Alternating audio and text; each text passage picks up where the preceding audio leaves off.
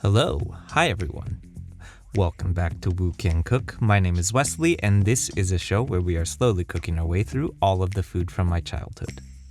Today we're diving back into our series dedicated to Chinese comfort food classics with a variation on two different dishes that we've actually done on this channel already, the first being the classic mapo tofu, braised pork with tofu, and the second being a Chinese steamed egg dish known as zhengdan, or literally steamed egg. Now, to be absolutely honest, I don't think I have ever actually seen this particular combination of things in my 36 years of eating Chinese food, but conceptually it does seem to have a lot of solid foundation in Chinese cuisine.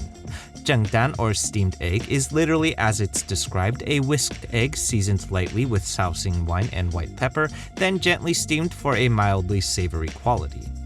From my experience, I've always personally remembered this steamed egg dish from my childhood as something that I ate whenever I was sick because it is incredibly bland and carries the lowest possible risk of upsetting your stomach because, well, it literally tastes like nothing. So, when I came across this particular iteration of zhengdan floating around the internet that combines the dish with a braised ground pork on top, I figured this is gonna be way better because, it's actually gonna taste like something. For our version today, in particular, we'll be combining our eggs with a crushed tofu again, which is another thing that I've never actually seen done before. By incorporating this tofu into the egg, however, this means that the second half of our dish will literally just be mapo tofu, but assembled in a wildly different manner, which I think is really fascinating. Okay, so let's get into it.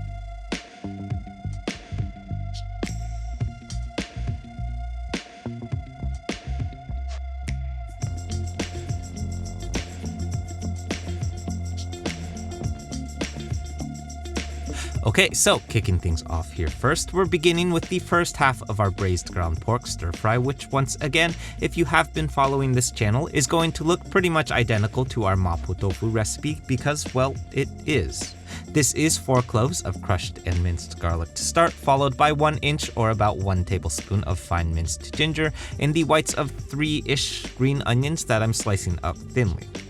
If you're like me and didn't plan ahead well and you're using particularly wilted green onions like these, you can just slice off the wilted bits and run your green onions under some cold water for a few minutes and they'll spring right back up to life for you. To account for this trimming though, I am using a few extra green onions today.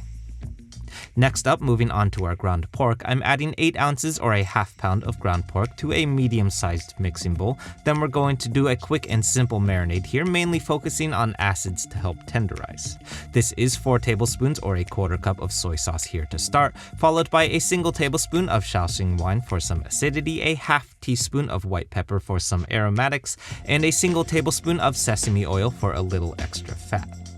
Finally, I'm rounding this off with a half teaspoon of cornstarch to help tenderize our pork, then we're mixing this to combine and setting aside for 30 minutes. Next up, in a separate bowl, we're assembling our braising sauce here, which is going to focus, just as our mapo tofu does, mainly on a variety of heat sources to give us that iconic heat that we all know and love. This is 4 tablespoons or a quarter cup of soy sauce here to start, followed by a tablespoon each of doubanjiang fermented chili paste and laoganma chili oil. Finally, I'm rounding this off with a tablespoon of brown sugar for some light malted sweetness, plus a quarter cup of water to help loosen this all up while we mix it to combine.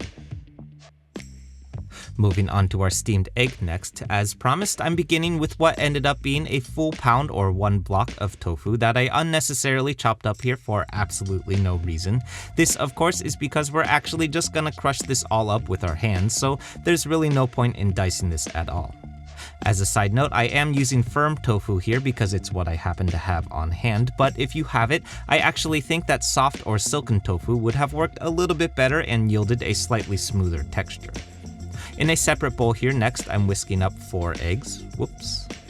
With a simple but absolutely essential marinade to our eggs today. This is a single tablespoon of shaoxing wine, half a teaspoon of white pepper, a pinch of kosher salt, and a quarter cup of water to loosen things up a bit. I'm giving this all a thorough whisk, then passing it through a fine mesh sieve into our crushed tofu. This is going to help us strain out these stringy bits of egg going on, which will go on to cause wrinkles in the texture of your steamed egg. Now, I'll say right now that although this is an absolutely critical step when making a classic jjangdan because it's how you achieve the glassy smooth texture that the dish is known for, I'm also pretty certain that the crushed tofu that we've added here is going to completely mess up that glassy finish anyway, so I ultimately don't think that this step is really going to matter. But, you know, we can do it just so the interneters don't complain, I guess. I don't know. In any case, here's the rest of that tofu that I promised. Then I'm portioning this out into heat-proof bowls. We're going to be steaming these, so no plastic bowls today. Then I'm heading over to the stove. Over on the stove, I have a steamer coming up to a rolling boil, then I'm turning the fire down to a medium-low, placing my bowl on top of the steam basket and letting this steam undisturbed for 12 minutes, after which time we should be greeted by this lovely, albeit bland, jjangdan. Moving on to our ground pork next, I've swapped out my steamer with a wok, then I'm heating this up over high heat, adding 4 tablespoons of peanut oil and, as always, long yao for that nice non-stick surface. Then going in here first are my aromatics. Here's my garlic, ginger, and the whites of my green onions going in for about 15 seconds until nice and fragrant, followed next by my ground pork. I'm using my spatula here to break up any clumps of ground pork that may be left behind, while also tossing frequently to make sure that nothing burns. Be patient with this bit because in my experience, this is the single most important step to any mapo tofu. If we stop too early, you'll end up with big clumps of ground pork in your braise, and if you don't add enough movement, you'll also burn the pork. So, once we've got a nice pebbly ground pork texture forming, I'm adding in my braising sauce next, plus a 1/4 cup of water, followed by a cornstarch slurry comprised of 2 tablespoons of cornstarch dissolved in water. Then I'm mixing this to combine and letting it simmer for about 15 minutes. 15 minutes later, once a thickened sauce texture begins to form, I'm removing this all from heat. But before we start plating, as always with our brand new oxen forage wok, I'm rinsing this debris off before the wok cools down so that we may work on developing our seasoning. I'm throwing the cleaned wok back on the range to dry, then coating with just a thin layer of neutral oil to season, both on the cook surface as well as the bottom and handle areas too. Back over on the cutting board, here's my steamed egg, which I'm combining with my ground pork on top, followed by some dry toasted Szechuan peppercorn through a fine mesh sieve to remove the petals. Then I'm finishing with the greens of my green onions, and we're ready to eat.